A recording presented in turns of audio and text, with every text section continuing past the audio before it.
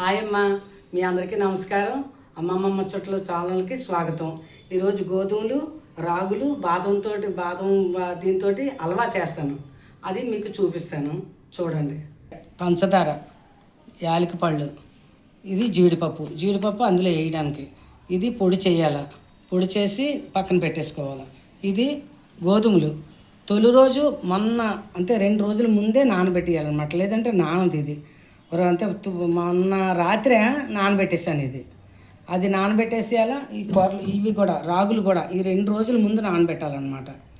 ఈరోజు నిన్న రాత్రి కాకుండా మొన్న రాత్రి నానబెట్టాను. ఇది బాదం, నిన్న నానబెట్టినా సరిపోతుంది. ఇది బాదం ఒలిసేసి పెట్టానమాట. ఈ 3 కలిపి మొత్తం ఆడియాలన్నమాట. దాని పాలు తీసుకోవాలి. దాని పాలు తీసుకొని ఆ పాలను వడకపెట్టేసి దాన్ని మొత్తం పొయ్యి మీద నెయ్యి వేసి నెయ్యితోటి అలాగా చెయ్యాలన్నమాట, మొత్తం పాకం వచ్చే వరకు. ఇదిగో గోధుమ పాలు చేస్తున్నాను అన్నమాట. గోధుమలు ఆడుతున్నాను. గోధుమలు ఆడి పాలు తీయాలి.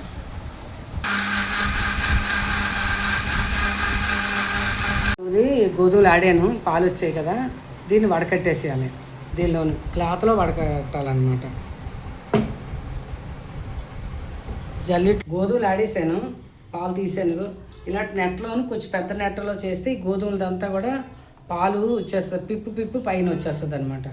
ఇది రాగులు ఆడుతున్నాను అన్నమాట. దీన్ని పాలు తీయాలి.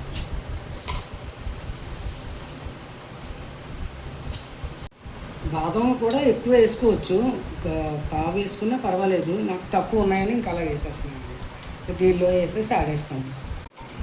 రాగులు 1/2 కేజీ, గోధుమలు 1/2 కేజీ, కొద్దిగా బాదం పప్పు, కొద్దిగా జీడిపప్పు వేస్తున్నాను.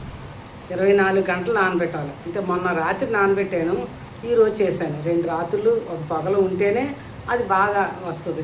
కానీ పిల్లలకి చాలా మంచిది అనమాట, చాలా మంచిది. ఇవన్నీ తినరు కదా, ఈ తోపని అది అని తినరు కాబట్టి ఇది అలవాలా చేస్తున్నాను. చాలా బాగుంటుంది. మా నాన్నమ్మ చేసేది ఇది. 1/2 కేజీ రాగులు, 1/2 కేజీ గోధుమలు, అందులో జీడిపప్పు కొంచెం బాదం వేసాను అన్నమాట. ఇగో 2 పావులు పంచదార పడుతుంది. పెనంలో వేస్తున్నాను.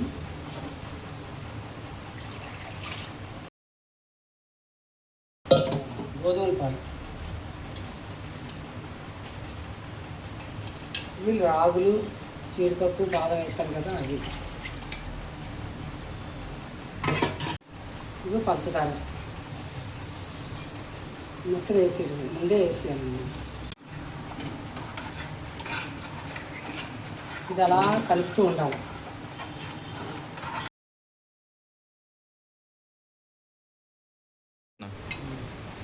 ఇది దగ్గర అయిపోయింది. చిన్న పాకం వచ్చేస్తే ఒక ప్లేట్లో వేసేస్తే సరిపోతుంది. అసలు రాగుల్లా తెలియదు, గోధుమలతో చేసినట్టే ఉంటుంది. అది 1/2 కేజీ, ఇది 1/2 కేజీ వేసాను.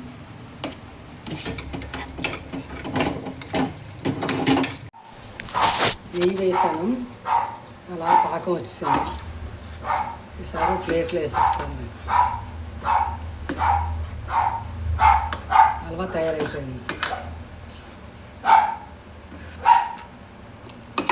అలా కలిపితేనే కిందన అడుగు పట్టదు, లేదంటే కిందన అడుగు పడితే స్మెల్ వచ్చేస్తుంది.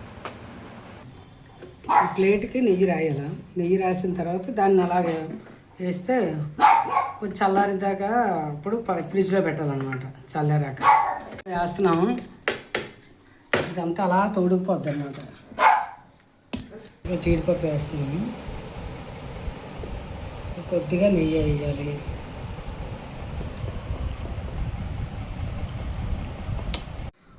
గోధుమలు, రాగులు, జీడిపప్పు, బాదం పప్పుతో యాలకుల పొడి తోటి హల్వా చేశాను. హల్వా చేసే విధానం కూడా మీకు చూపించాను, చూడండి. చాలా బాగుంటుంది.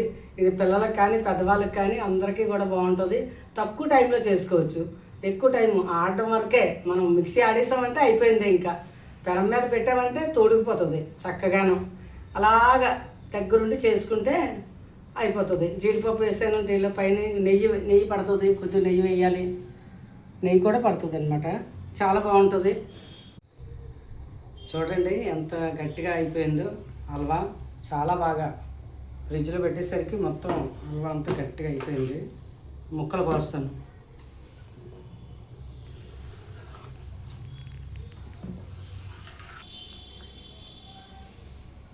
చూడండి, చాలా బాగుంటుంది.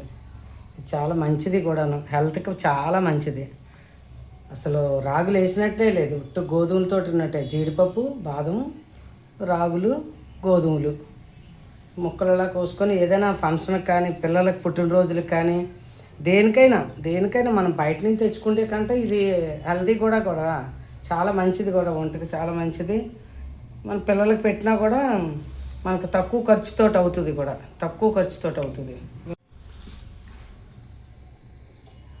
చూడండి ఎంత బాగుందో, చాలా బాగుంది. షుగర్ వాళ్ళకైతే బెల్లం వేసుకొని కూడా చేసుకోవచ్చు.